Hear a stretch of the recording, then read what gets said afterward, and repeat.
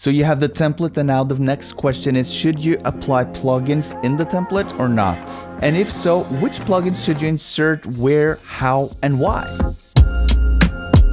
In this video, I'll talk about the 5 plugins that you need in every mix, and I'll run you through my go-to template, which you also can download. The link is in the description. It's a Logic template, or if you're on other DAWs, check out that video where I go through how to set up the templates in any DAW. So the first track in my template is a stereo beat. I have no plugins on that track. And then we come to the drum section, and there are 2 categories of the drum section. We have the stereo drum loop and the mono tracks, which is the kick, the snare, the hi-hats, and so on. They all get the same treatment, and that's an EQ and it's a compressor. And the EQ I leave alone. I don't do anything to it. The same goes for the compressor. I just leave it on the basic settings. I make sure that I don't have auto gain activated because I don't like to have auto gain. So for example, the stock compressor in Logic has the auto gain enabled when you load up the plugin. I disable that and then I duplicate the plugin. But if I use other compressors, I just make sure that it's set at a base setting, and I put them on and I just bypass them. I don't want any processing to be on when I start mixing, because stuff happens when processing is on. Compression will happen even though I haven't touched the settings. If the tracks are loud enough, they will trigger the compressor. So I leave it off. And a short note, what I use EQs for here. Typically, I use an EQ to boost certain frequencies, for example in the kick, for example in the snare, some body, some weight, some subs, for example in the kick, or maybe to tame some high end of the hi-hat, for example, or the snare. So EQ is the processing I use mostly on individual drum sounds. I seldom use compressors when it comes to sample drum sounds because they tend to already have a lot of processing going on from the get-go, so I just leave that alone. Actually, I can't remember having applied compression to individual drum sounds in more than a year. But what I sometimes do is that I use the compressor on the hi-hats and the perks and the cymbals as insert to sidechain compression. So I will use, for example, the kick or the snare as the insert to the compressor on the hi-hat, for example, to get more groove, to get more feel. It depends. Next up comes the bass. I typically receive bass tracks that are played with synthesizers or samples. Seldom I get real bass instruments. On the off chance when I get real acoustic bass, I will use compression, of course, because those are really dynamic, tend to be really dynamic at least. And in many cases when there's synthesizer bass or sampled bass, it usually tends to be quite controlled, but I will judge that as I go. When it comes to the sub bass, I use only EQ and a limiter. The EQ is to shape the bass according to the kick, for example. So I will turn down certain frequencies on the bass, turn up or maybe down certain frequencies on the kick so they don't clash that much. And I have a limiter there ready to take care of any rogue peaks. When it comes to the bass texture, I use a compressor as well because those tend to be more dynamic in character. That's my experience at least. If you're interested in mixing in general, download my free mixing guide where I've broken down my whole mixing process in 10 steps. And I've got 15 great tips for mixing that you don't want to miss. So download it. Link is in the description. It's free. And then we're over to the instruments, and here, as you can see, it's really clean as well. You only have the EQ and the compressor again. So I use the EQ here to really tame the lows, the lowest of the low. I have used a lot of high pass filters in the past, but lately I have steered away from it because I think that I damaged the sound more than I benefited, especially when I cut off useless low end, which you will see tips on everywhere on the internet. I've done that a lot, and when I stopped doing it, I felt that my mixes become much cleaner. I would much rather use a low shelf filter and just turn down a couple of dB, maybe even more, with a broad Q than using a steep low cut filter. And I also use the EQs there to tame any resonant frequencies because there are often loops made out of chopped up samples and strange frequency buildups can occur. And the compressor, of course, again, is used to control dynamics at this stage of the mix. I don't use it for character yet. I'll come to that later. So as you can see so far, quite simple setup. I've only mentioned 3 plugins, the EQ, the compressor, and the limiter. And there are a lot of different choices when it comes to selecting which EQ, which compressor, which limiter. But all in all, just use the stock plugins that you already have in your DAW, or you may use free plugins. Check out this video where I go through my top 5 favorite plugins, or of course go ahead and buy some plugins that you like, try out, demo them out, and buy those you like. Why not? But ultimately, the most important thing is that you like the plugin and that you will use it time and time again. And speaking of liking, if you like this video right here, hit the like button. Next up comes the vocals. And we are a bit more advanced here. We have more plugins loaded up, but as you can see, it's still quite simple. I have the EQ at the beginning, which I regularly tend to use as a subtractive EQ just to clean up a bit in the vocal track, cut off some of that low end, making sure that there are no frequency buildups poking out, and there usually are because people often record their vocals at home with less than ideal acoustic treatment. So that's the first EQ. Then comes a compressor, which I use for dynamic control mostly, just like on the instruments and the bass. And then comes another EQ, and this is to enhance the good stuff in the vocals. I tend to go really careful with this one. Before, when I was less experienced, I used to boost a lot in the high end to get that from the vocals, but it really doesn't benefit the vocals getting that boost. There are other ways of getting that shine and sheen from the vocals. If you start there with the EQ on that vocal track, you tend to get it a bit harsh sounding.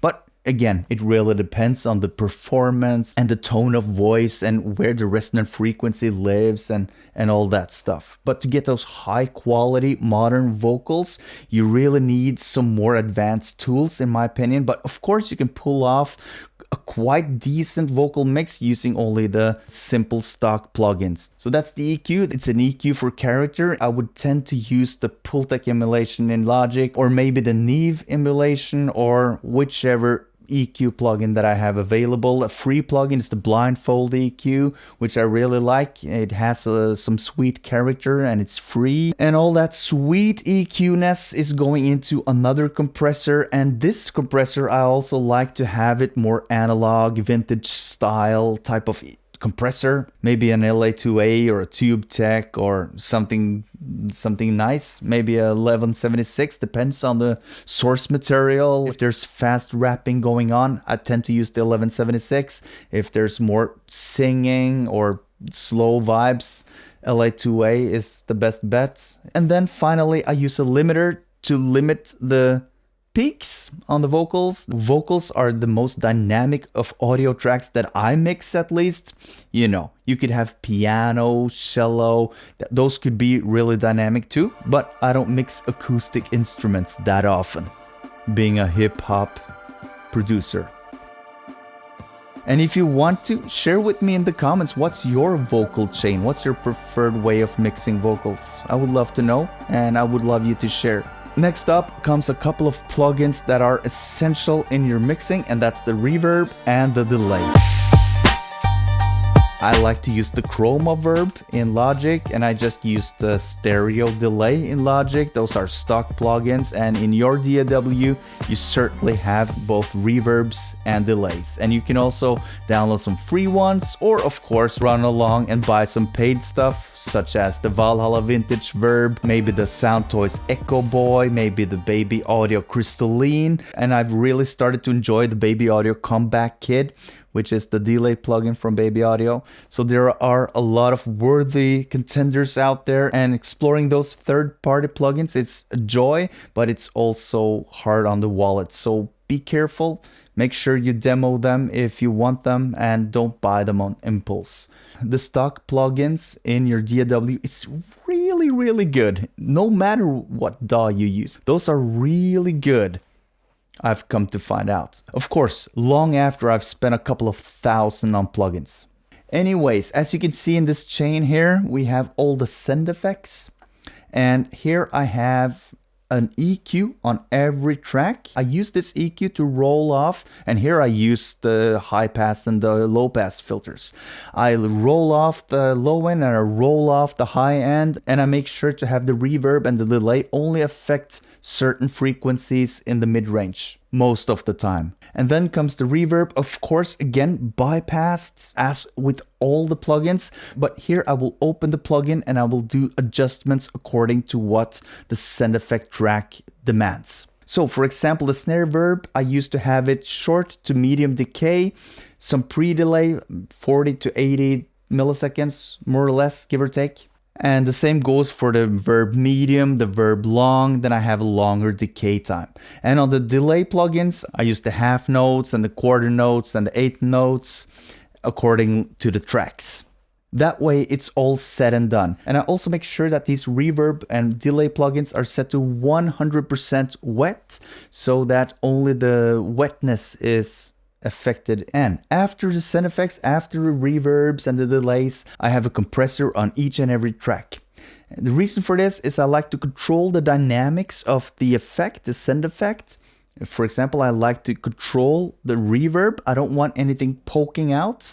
And by adjusting the compressor, I can also control how loud the reverb signal sounds before it fades away. I've often experienced that in the mix, a delay is quite anonymous, and then I would use a compressor to enhance the delayed signal a bit more so that it cuts through the mix a bit better.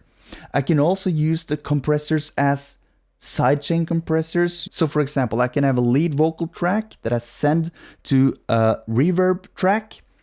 And on that reverb track, I will use a compressor to duck every time the vocal is active. So whenever the vocalist stops singing, for example, the reverb will be stronger and leave a more prominent tail. So I really like that trick. And if you're still watching, thank you so much. Press the like button, and if you want more videos like these, hit the subscribe button and maybe the bell button to make sure that you will never miss a video from me ever again. Now the final part of this mixing template and the plugins that accompanies it is the buses. We have the drum bus, the bass bus, the instruments bus, all the vocals, the effects, and the mix bus, and then finally the master bus. And as you can see, there are a lot of stuff going on right here. I'll start with the drum bus, and here you can see an EQ. This is an EQ just in case.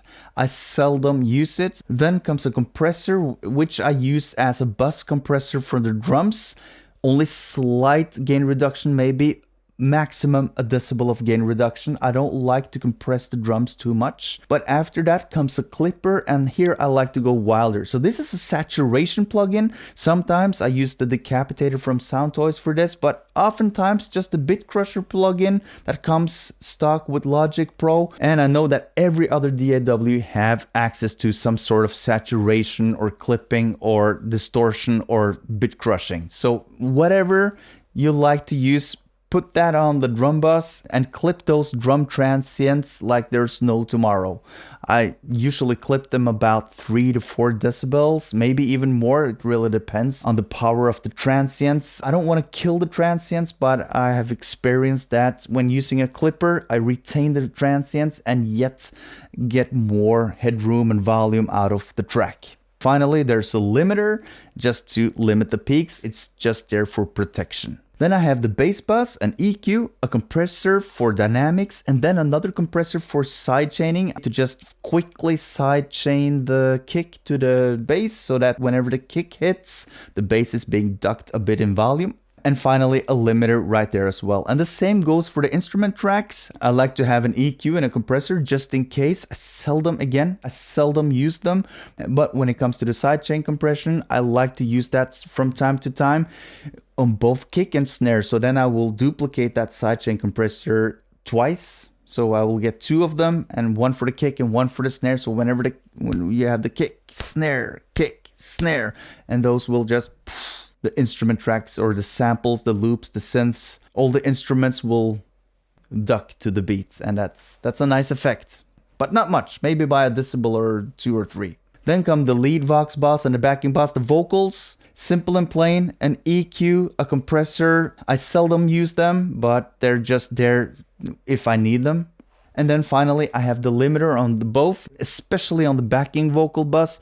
I tend to use a limiter to just push everything nicely together. Actually, on the backing bus, I tend to use a compressor a bit more. There are oftentimes a lot of backing vocal tracks that need to be compressed together to get the feeling of them being a whole. And then the limiter to catch all those rogue peaks. And then we have the beat bus. Again, with an EQ and compressor. I seldom use the EQ and compressor there, especially if there's just a stereo beat going out. But if I use this compressor, I use it like the drums, like a drum bus compressor, the beat bus compressor. I use it like a beat bus compressor with only slight gain reduction. Again, the needle only moving slightly. And then there's a sidechain compressor also there, just a stock compressor, but in sidechain mode with the lead Vox bus as an insert. And that's just to make sure that the vocals are intelligible all the time and that frequencies in the beats are not competing too much with the intelligibility of the vocals. You can use the stock compressor for this, but I also like to use the track spacer from Waste Factory. That's what I use 9 times out of 10. I use the low cut and the high cut, and I just narrow it down to the frequency spectrum where the vocal is most prominent and important, maybe from 5 to 800 hertz up until 3, 4, 5 kilohertz. I really recommend that plugin. It saves a lot of time and it's more flexible, but you can also get away with using just a stock compressor or a multiband compressor that has a sidechain option as well. Next up, the acapella bus. Here again, EQ just in case. And then I have the compressor. This one I actually use more often than not because I like to compress together the background vocals and the lead vocals. Those need some... I need to glue them together with a compressor. And then comes the limiter to catch peaks that occur when I'm blending those two together. And now we're almost done. We've come to the mix bus. I tend to go crazy on the mix bus. I like to experiment on the mix bus. And I even have some hardware compressors. You can check out this video where I use my SSL Fusion and my Warm Audio bus comp to do some sweet bus processing. I even use those hardware processors for mixing. You can check out that video if you want to see that. I like the mix bus really much. I really think that there are many possibilities there. You can even start mixing from the back end. It's called top-down mixing. You can start with the mix bus and move in the opposite direction. That's a really exciting way to mix. I usually don't do that, but sometimes I start with the mix bus and mix into compression. But as you can see here, again, an EQ just in case. And then I have a compressor, which is a bus compressor for the whole mix. Then I have a clipper. Sometimes I use it, sometimes I don't. And this is just to squeeze all the transient a bit more to get a louder volume, because we need some volume, don't we? And a limiter at the end. And that limiter is working just a bit, and it depends on what type of limiter you use. For example, the FabFilter Pro L or the Isotope Ozone. You can push a lot without many artifacts, but you might be a bit more careful with your stock limiter. But try out, experiment. How much can you push it? And it really also depends on how loud you want your final song to be. And then at the end, the master bus, I have an EQ there just in case. And I have a limiter. If I want to use limiting in series, I can apply this limiter as well. But of course, all the plugins are bypassed all along, and I just engage them as I need them. And if you want to see this template in action with all the plugins loaded in, check out this video, because here I go through a mix from start to finish using this exact template with all those plugins that I've mentioned so far. And if you're interested in mixing in general, download my free mixing guide. The link is in the description, and I hope I see you in that video. Peace!